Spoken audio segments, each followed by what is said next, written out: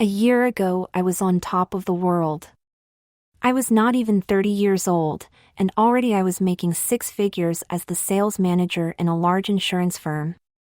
I had a new BMW, a large spacious apartment, and a beautiful girlfriend. I was Mike Richardson, a corporate dynamo who was in total control of his future. And now? Just a year later, that's all gone. My name is now Michelle Smith, and I'm working as a lowly secretary, making just above minimum wage. My car and my girlfriend are gone. I was living in a dumpy, crowded apartment, but luckily my boyfriend Eric is letting me move in with him. How did this all happen? Let me explain. About 2 years ago, I was one of the two head honchos in the sales department. The other co-manager of the department was a bitch named Julie Black. She was hired by the company at about the same time I was, and for the entire time we were there, we were incredibly competitive.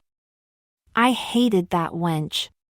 The position of sales manager was initially supposed to be mine exclusively. But when Julie found out I was going to be promoted, she threatened to file a sex discrimination lawsuit. So to avoid any legal action, they gave her an equal position as me. I hated her even more then. We were serving as co-managers for about 6 months when there was a huge shakeup in the company. The former president of the company, an old family friend, was being replaced with Vera Spellman, a cutthroat, no-nonsense businesswoman. She had a notorious reputation for hating men, supposedly because she had experienced so much sex discrimination when she was first starting out. About a week after Vera joined the company, she set up a meeting with Julie and me to go over changes in the sales department. When we walked into her office, the woman was just as I had envisioned her.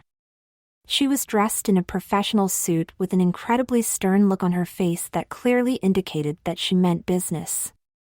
Vera explained to us that because of cutbacks, some of the upper-level staff would have to be eliminated.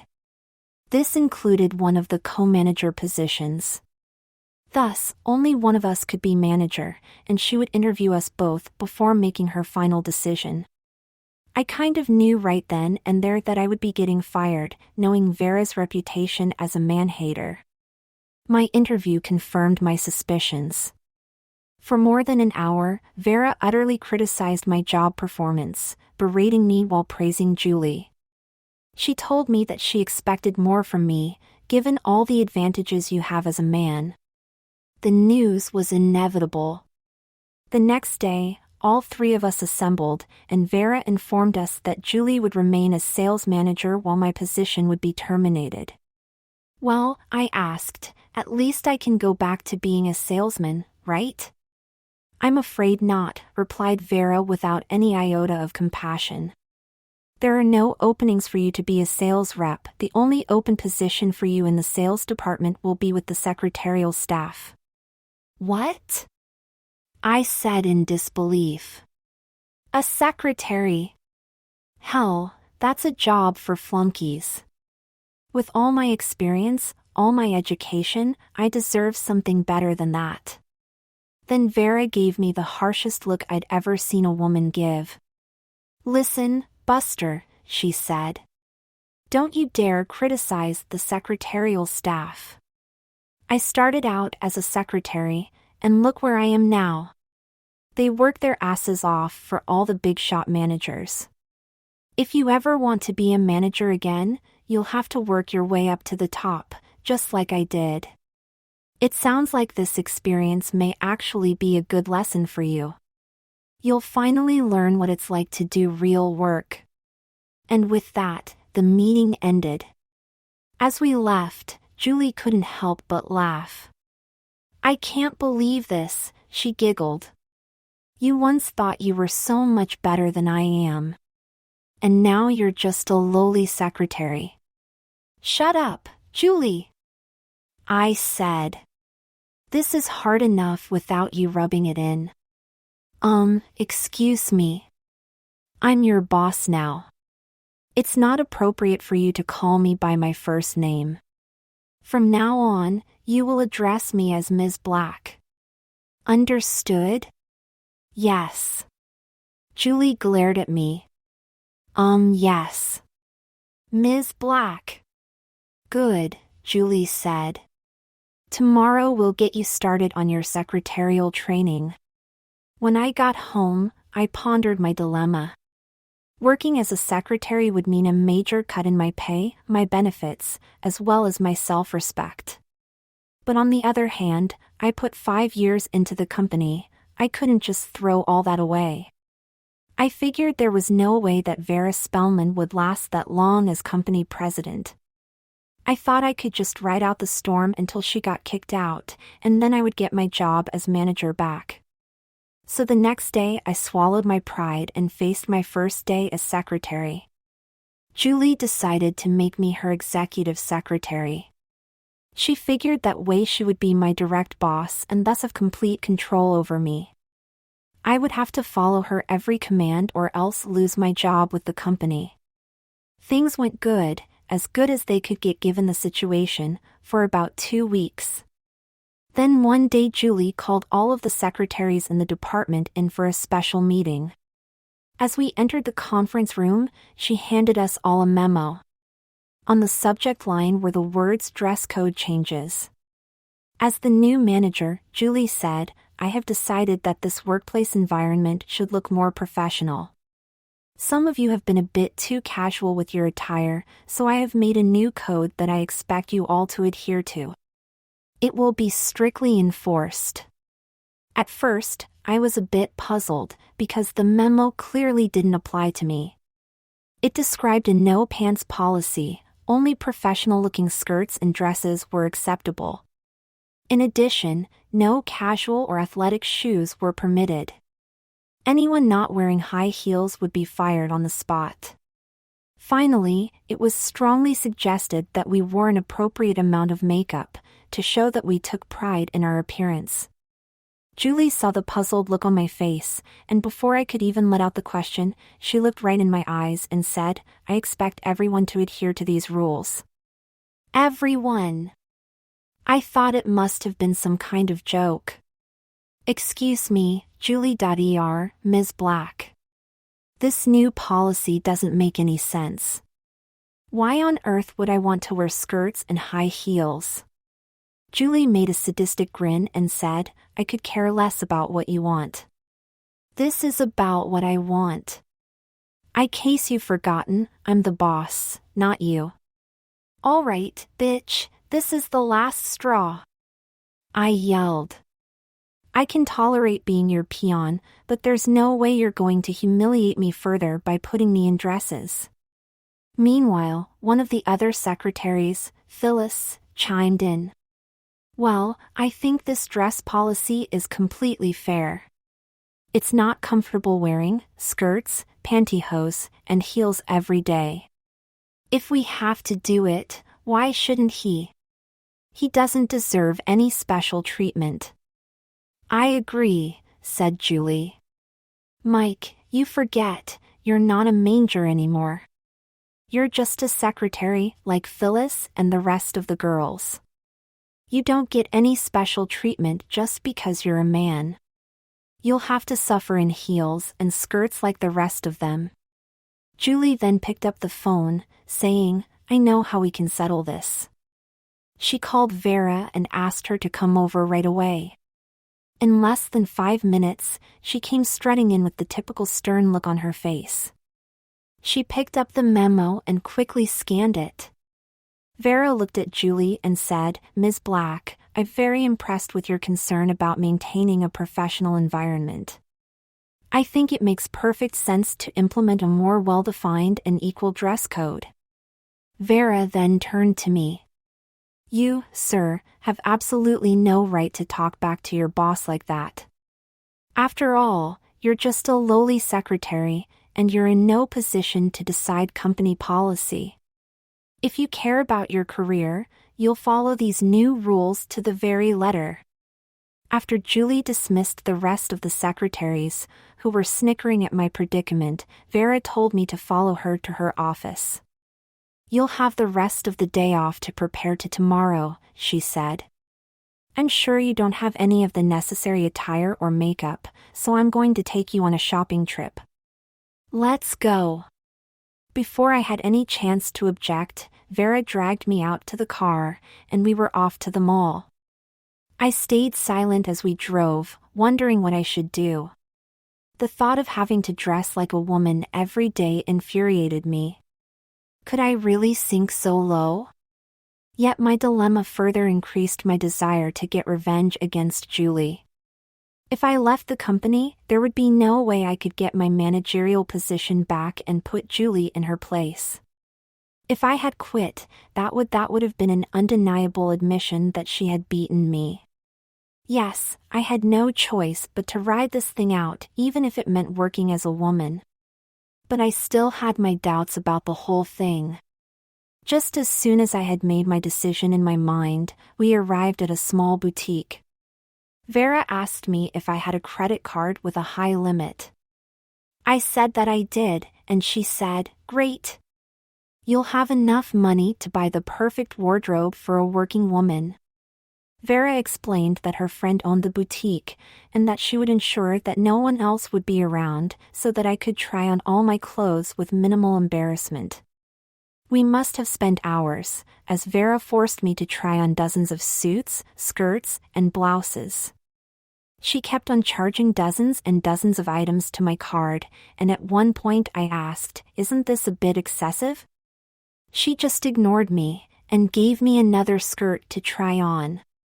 Vera really seemed to be enjoying my being forced to parade around in women's clothing. We must have bought several dozen items in every imaginable color, when she then sent me to the shoe department to buy some high heels. The whole time I was complaining about how much they pinched my toes and how hard it was to walk in them. Vera dismissed my complaints yet again. Tough. All the other secretaries have to wear them, and I doubt they're complaining. Besides, she said with a sadistic smile, you'll have plenty of time to practice walking in them. In the end, I had about 15 pairs of heels. Again, I complained about that being excessive, and she simply replied that we needed enough to match all my clothes. After we found some bras and pantyhose, Vera gave everything to the cashier to be rung up. That will be $2,088.77, announced the clerk. I almost crapped in my pants. I was forced to spend over $2,000 on clothes that I didn't even want to wear in the first place. Before we left, Vera gave me one of the outfits and said, "I really love this suit on you. Can you try it on again, just to see how it looks? Wear it with these pantyhose, this bra and these heels." She pushed me into a dressing room with the clothes. I first put on the navy blue pantyhose, followed by a padded bra and a white blouse. I then put on the navy blue jacket and skirt, followed by navy blue high heel shoes. I looked in the mirror and was amazed. From the neck down, I looked completely feminine. No one would doubt that this was the body of a very feminine secretary. Vera told me to walk out and show me the outfit. Because of the high heels and the tight skirt, it was impossible for me to walk in a masculine manner. Instead, I had to walk in an ultra-feminine style, taking tiny steps and swaying my hips. I was so embarrassed as I saw myself in a large mirror. "You look fabulous," said Vera. "No one would ever guess that you're a man." Was that supposed to be a compliment? "Okay, let's go," she said. "We have plenty more to do." "All right, let me just change." Change? Why would you want to do that? You're going to need practice wearing these clothes, and the time to start is right now. You're going to go out exactly as you are dressed. To ensure this, she went to the dressing room, found my male clothes, and threw them in the dumpster at the side of the store. "There," she said. "Now you have no choice but to go out as a woman." Indeed I didn't. Even though the walk back to the car took just a minute, I was incredibly self-conscious. I wondered how I, in my tight skirt, nylon-clad legs, and high heels, might look to another man passing by, sacred that they might find me attractive. I felt so vulnerable. When we got to the car, Vera informed me that we were going to a salon. She remarked that it would look silly for me to have the body of a woman and the face of a man, so she would do everything she can to remove any trace of masculinity from me. This would include a perm, complete makeover, and manicure. Again, like the boutique, the salon happened to be owned by a friend of hers, who assured us that I would have total privacy for my makeover. The first thing that was taken care of was my hair. I was commanded by Vera not to ask any questions, just to let the beauticians do their thing. But it got to the point where they were doing so much styling, using so many chemicals that I had to pipe up. "I hope you're not giving me anything too feminine?" I asked. "On the contrary," the stylist replied. "Vera told me to give you a very feminine cut. She wanted to ensure that no one would ever mistake your hair for a man's style. It will have plenty of curls, and you're going to be a blonde as well." I got really scared. Vera definitely seemed to be going overboard with all this. I was hoping that she would leave me masculine enough that I could still pass as a man when I was outside of work. But now it was becoming clearer that I would be living as a woman 24 hours a day, 7 days a week. The rest of the session didn't do anything to allay my fears. They spent a long time on my makeup and even pierced my ears. The worst part was how they plucked my eyebrows. They got them down to an unmistakably feminine arch that would take months to grow back. For my nails, Vera decided that since my own weren't long enough, she would have them glue on some fake nails. The beautician explained, "The glue will hold for at least a month. It's really strong, and there's no way you'll be able to get them off. After that, your nails should have grown long enough that they will look completely feminine." A month stuck with long nails. Even if I wanted to go back to being a man, I would be stuck with those. After we were all done, Vera had me take my first look in the mirror at myself completely feminized. My first thought was, "Oh my God, what have I done?" I looked undeniably female. I don't think any person passing me on the street would ever think I had been born a male. I panicked all of a sudden, saying to myself that this was all a big mistake. How on earth did I let myself be feminized like this?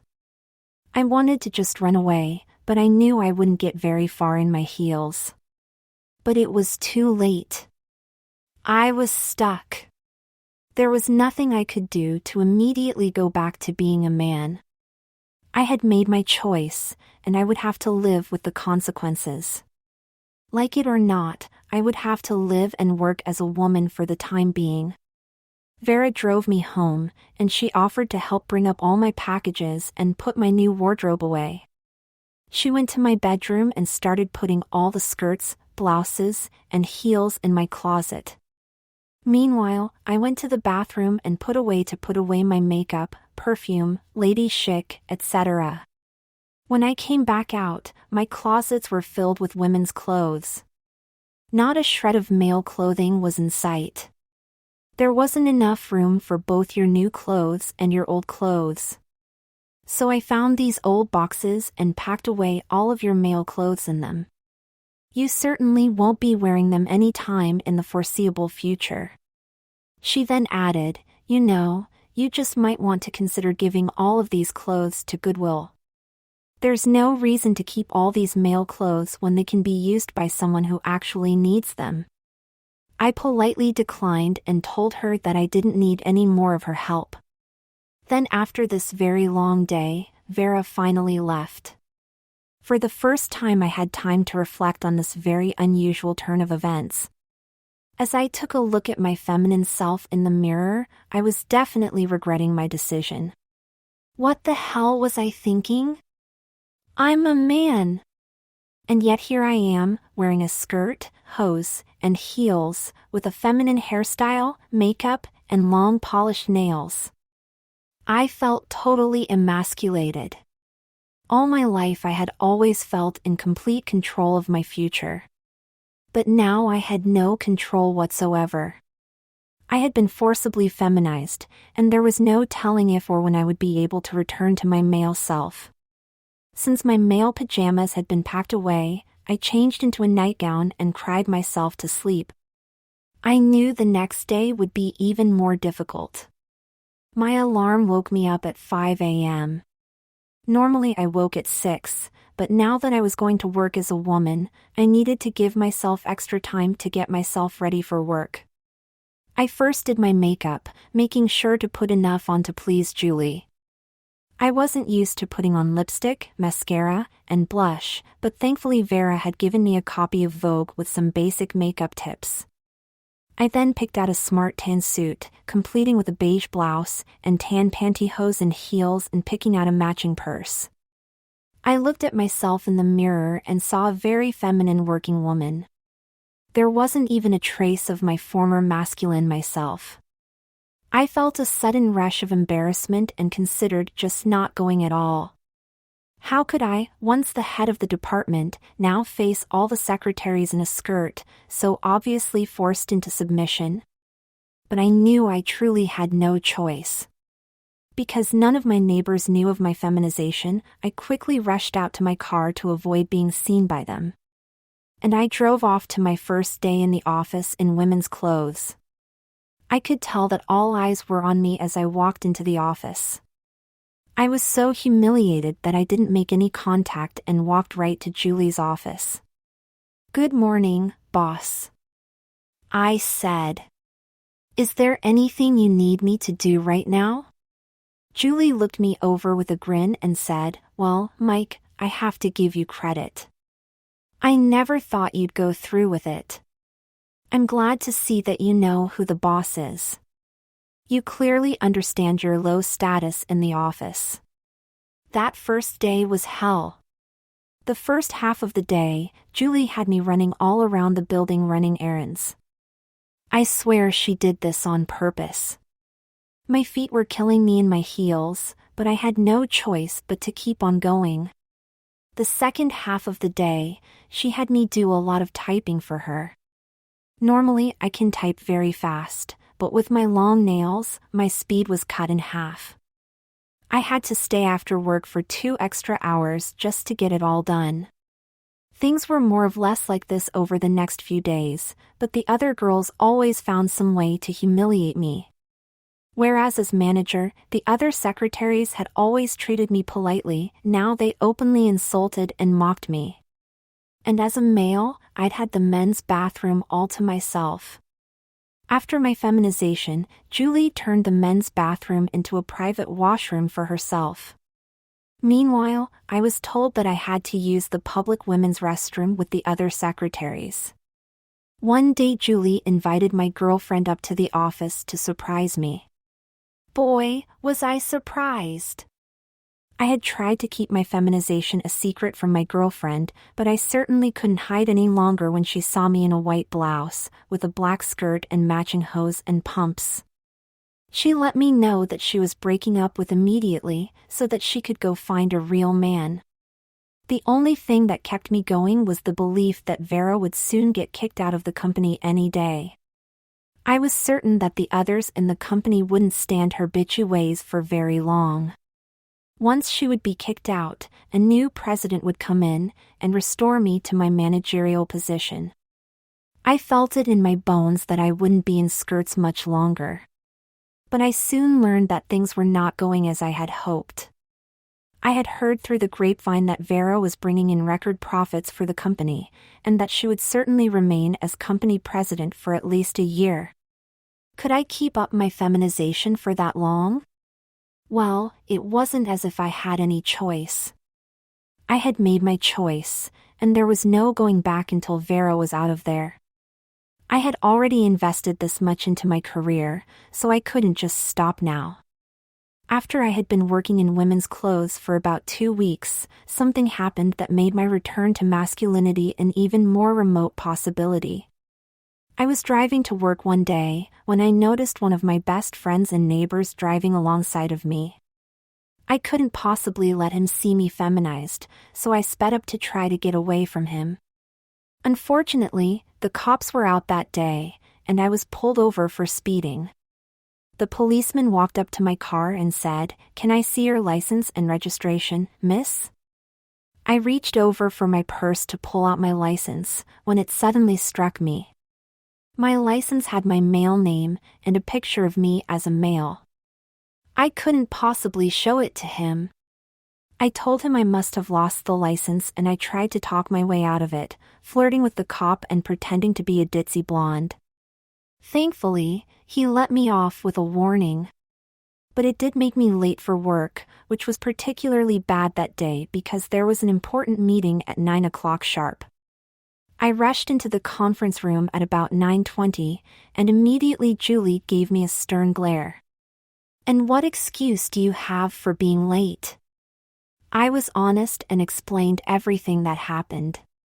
"Gosh," said my coworker Phyllis. "It would have been really embarrassing to show that cop that you were really a guy dressed in women's clothing." "I agree," chimed in Julie. "It would be a shame if something like this were to happen to you again. And I think I know just the solution. It's actually something I had been tossing around in my mind the past few days, but I had never really brought it up." "What?" I asked cautiously. "Well," she replied, "it really doesn't make much sense for you to call yourself Mike when you don't look at all like a man. It's not really appropriate for you here at work, and it's clearly causing you problems outside of work as well.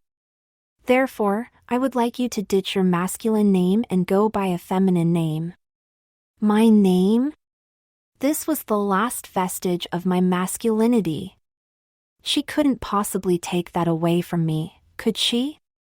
Then again, as with everything else, I as a mere secretary had absolutely no control. All of the other secretaries nodded in agreement with Julie. "All right then. For your new name, why don't we call you Michelle Smith?" "I'll call Human Resources and Payroll and let them know about the change." Julie left for a few minutes and returned with a smile. "It's all set. From now on, you'll be known as Michelle Smith.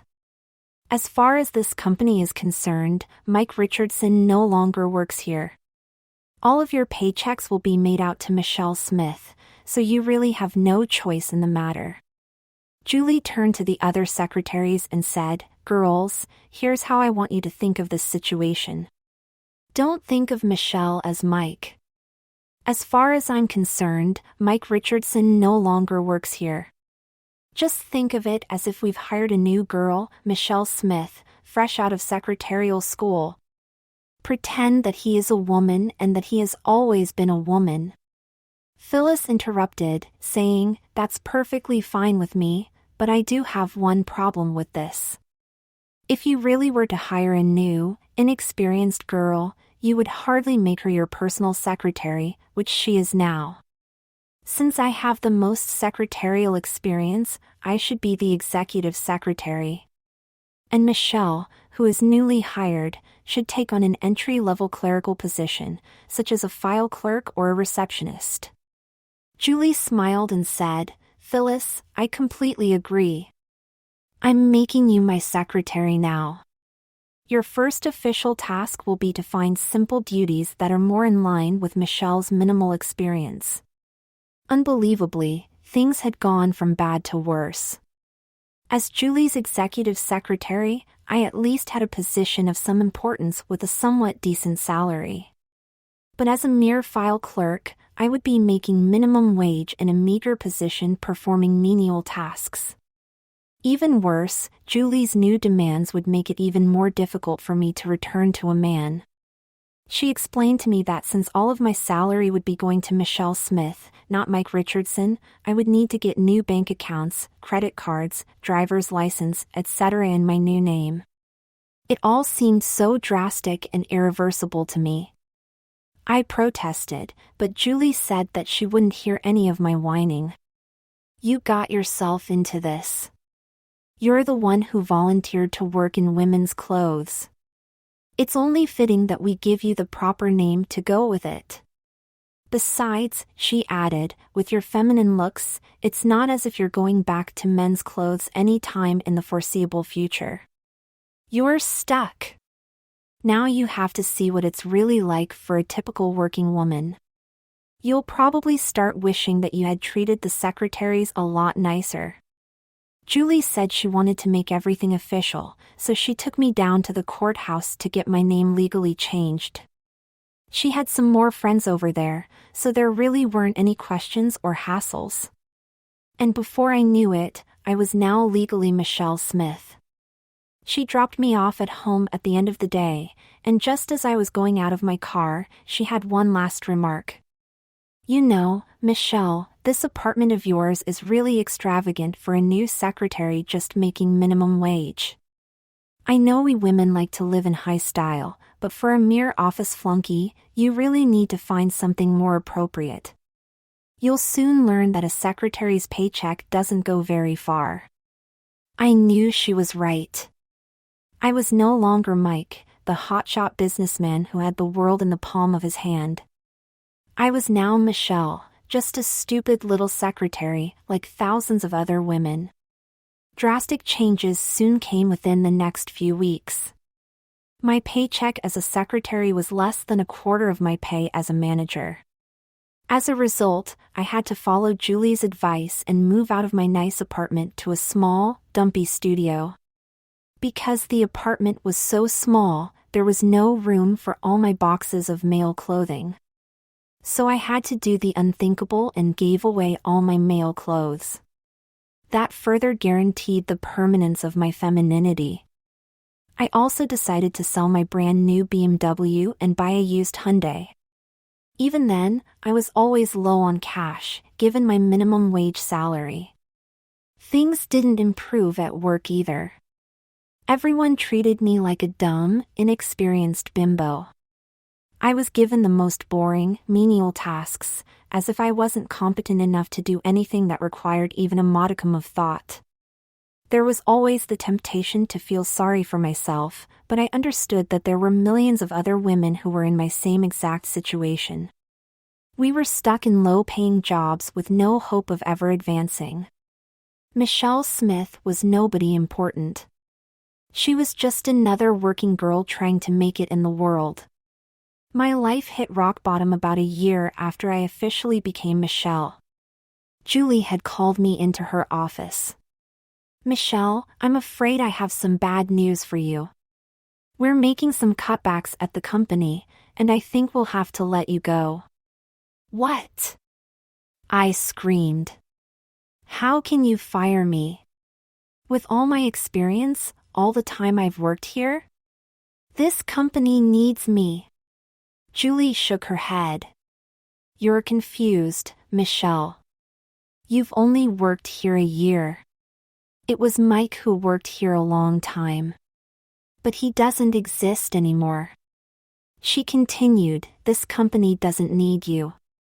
As the least experienced secretary here, you're absolutely dispensable." I was still consumed by disbelief.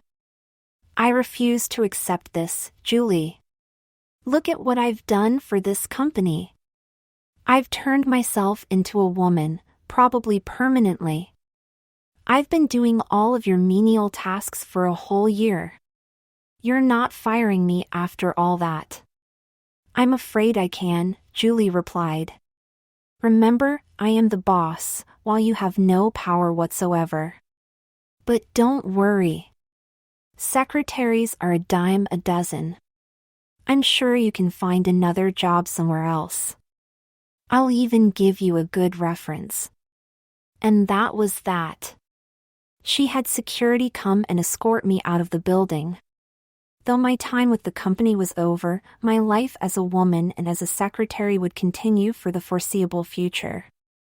Because of my depleted savings, I knew I had to find a new job right away. I tried to apply for jobs with more managerial responsibilities. Many wouldn't take me because as Michelle I only had minimal clerical experience. Others told me that a manger is a man's job and that a position such as receptionist or secretary would be more appropriate. I soon realized that I was stuck as an office flunky. So I bit the bullet and took one of the many secretarial positions I was offered. So here I am now. I've faced reality and accepted the fact that I'll never return to my male identity. I'm stuck in heels and skirts for the rest of my life. I've tried to make the best out of my position. I'd been feeling pretty lonely, so I decided that it was time to start dating. One of the salesmen in my office, Eric, took a liking to me, and we've been going out for a few weeks. He's young and cocky, just like I used to be. It was a bit unusual going out with a man, but I've learned to accept assuming the submissive, feminine role in the relationship. It's difficult to surrender all of my control to Eric, but I guess I have no choice given my female identity. Things have already become serious with him, and it looks as if our relationship may become as permanent as my femininity. I'm a bit scared, obviously. I never intended on living my life as a woman, much less a secretary and a wife. I know I have a difficult road ahead of me.